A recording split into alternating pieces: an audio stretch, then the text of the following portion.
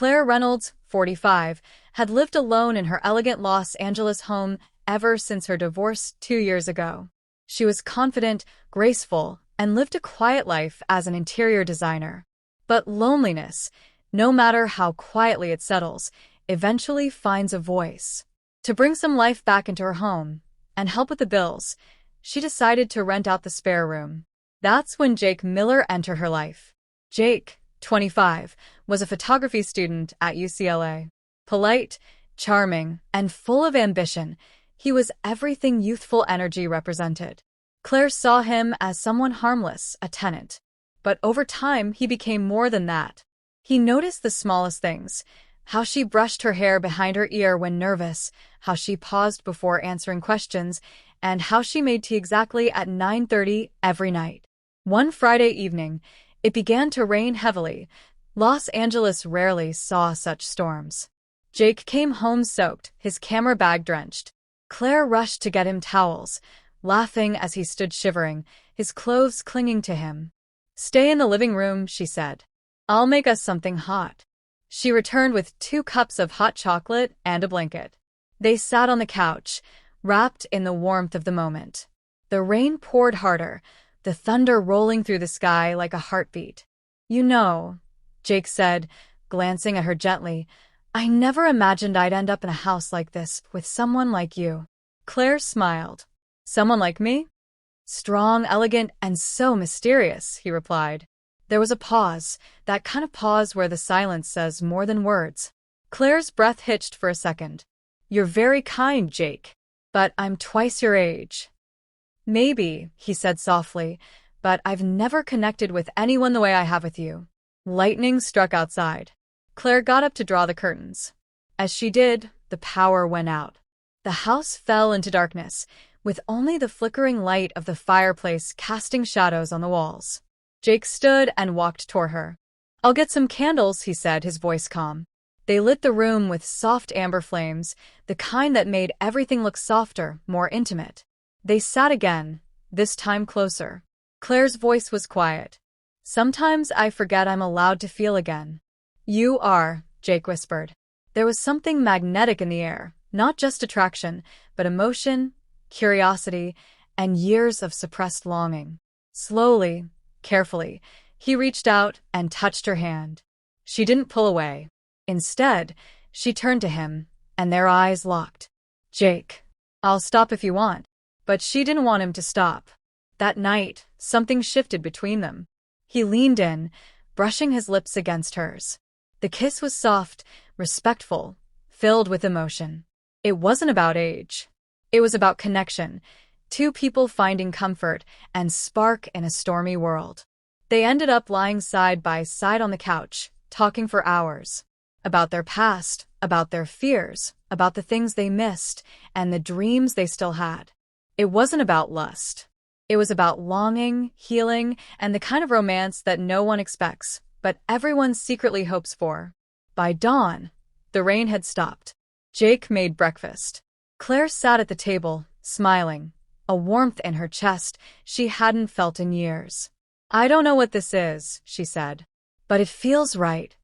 He nodded. "Let's not rush it. Let's just feel it." That morning, the world outside began again. People walking, cars moving, birds chirping. But inside that house, something new had started. A bond, a story, a romance born out of an unexpected night. And neither of them would ever be the same again. The morning after their unforgettable night, the sun streamed into the house, golden and calm, a stark contrast to the storm that had brought them together. Claire tried to return to normal. She cleaned the kitchen, answered emails, even lit her favorite vanilla candle, hoping its familiar scent would ground her. But nothing felt the same. Every corner of the house now echoed with something warmer, something dangerously close to love. Jake, too, felt the change. He noticed the way Claire looked at him, not just as a tenant, but as someone who had seen her deeply. And he couldn't get the feeling of her hand in his, or the way her lips had trembled slightly during that first kiss, out of his mind. That afternoon, Claire stepped out for a client meeting, leaving Jake alone in the house.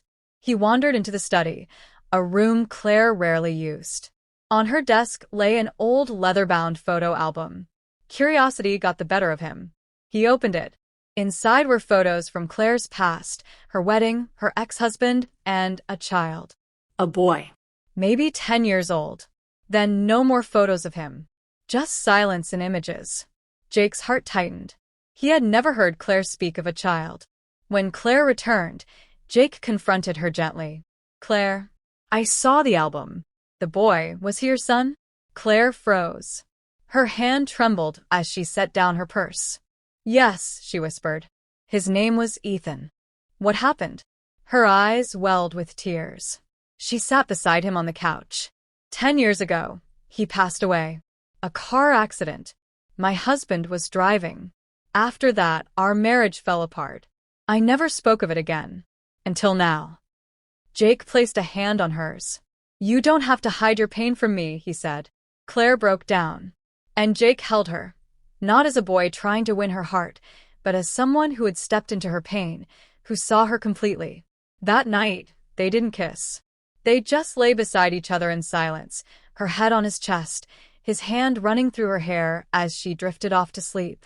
But things weren't all peaceful. The next morning, Claire's ex-husband, David Reynolds, showed up at the front door. Tall, sharp-jawed, and clearly surprised to see Jake answer. Who are you? David asked coldly. I'm Jake. I live here.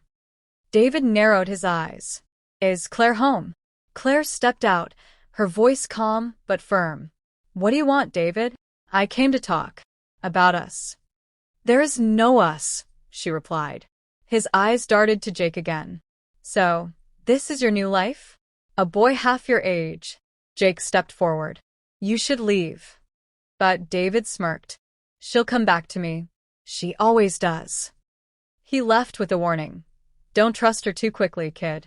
Later that night, Jake sat alone in his room, David's words echoing in his mind. Doubt crept in. Was Claire using him to heal? Was he just a phase? But when Claire came to his room, sat beside him, and whispered, I've never felt more myself than I do with you, all the doubt melted away. They kissed again, this time with more depth, more passion. Not rushed, not forbidden, but needed. It wasn't perfect, but it was real. And somewhere in the tangled emotions of heartbreak, healing, and hope, something beautiful had begun.